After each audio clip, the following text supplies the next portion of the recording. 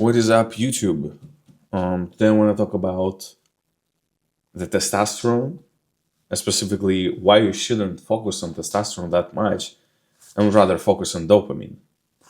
I know I just released a video on dopamine, and I will release 100 more videos, 300, 5,000 more videos on dopamine because I think it's so important and much more important than testosterone, even though much more people, of course, men specifically, focus on testosterone. I think that this is like the holy grail, the most important hormone in your life. But I want to explain why I don't think that's true. Again, like it's not some scientific evidence behind this, but I think that's the truth, and I will stand behind this. So, as I said in my previous video on dopamine, for a very long time I thought that something is wrong with me because I had this constant anxiety. My cortisol levels were elevated. Like I've actually done my blood test, and my cortisol levels were higher than the average when I was like 19. So I thought I will be like, with permanent anxiety and won't be able to enjoy my life. And I thought that the answer to that was, testosterone. So I've been trying, so many supplements. I remember I had this. Come on. I've tried this, absolutely no change. I've tried these two because they were like so much advertised, specifically by Andrew Huberman. He said that they actually increase the testosterone. You will get like 1,000. I don't know what's like nanograms per mole. I'm not sure what's the measurement. Like 1,000. Everyone was saying like get your testosterone to 1,000. You'll get like huge muscle. You'll get a beard. You will grow faster. Like it will feel like you're on steroids. Like you're a goddamn Superman. Like you can do absolutely everything with high testosterone. And I'm so glad I realized that's not the truth. Because look, I have many friends. Okay, I don't have many friends in general, but I have friends who have higher testosterone than me. My testosterone is absolute average. I've done a blood work, I think like 6 months ago, and it was around like 580, which is the absolute average for average men. I'm not average man. I'm very healthy. I go to the gym a lot.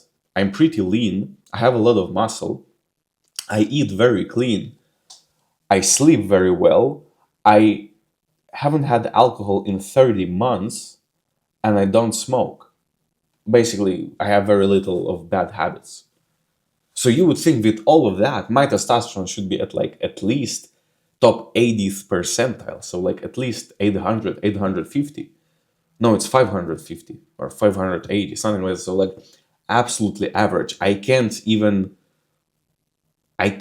try to say that it's a little bit above average. No, it's absolute average. So, and I was focusing on increasing my testosterone for like a year until I realized that it's not really that important, and I'm very glad I did.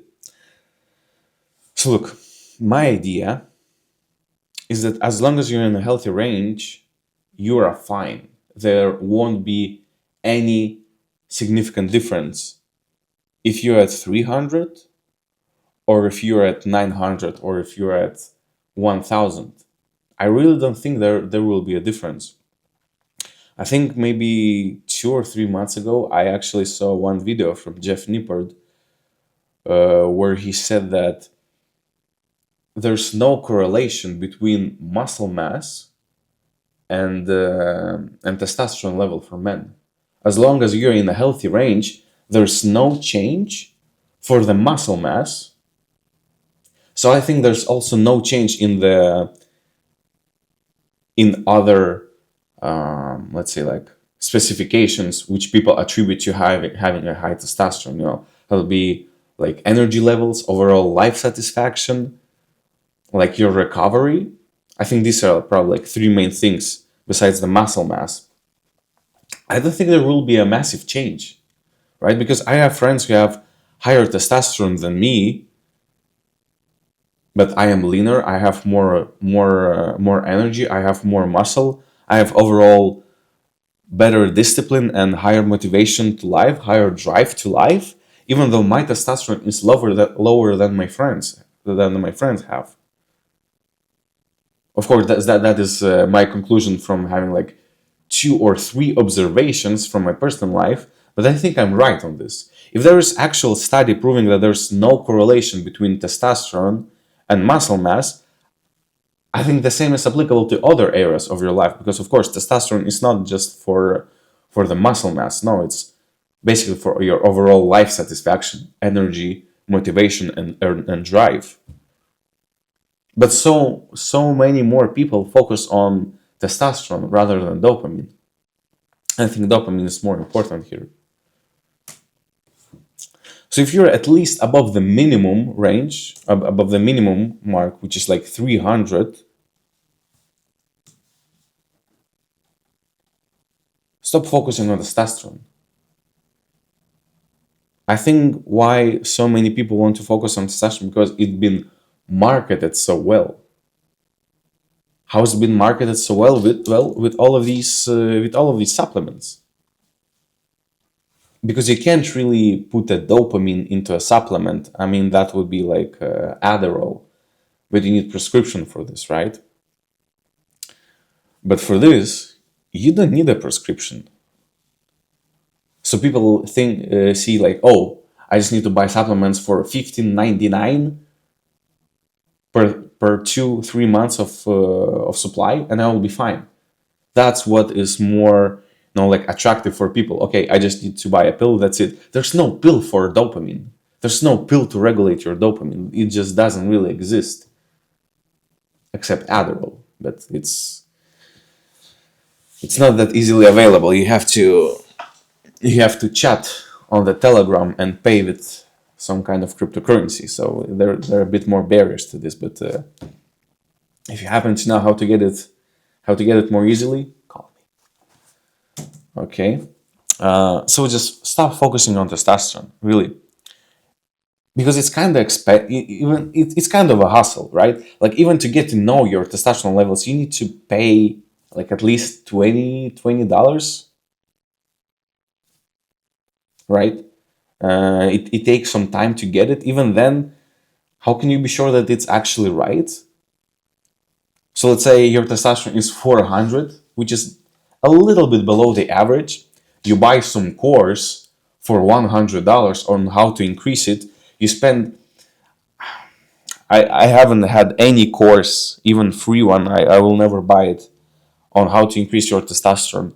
But I think the timeline would be about like 3 to 6 months. So let's say 5 months on average. It will take you 5 months to do the things to increase your testosterone, and even then you won't be sure did it increase. You will have to pay again to the lab or to the hospital to get your blood work done.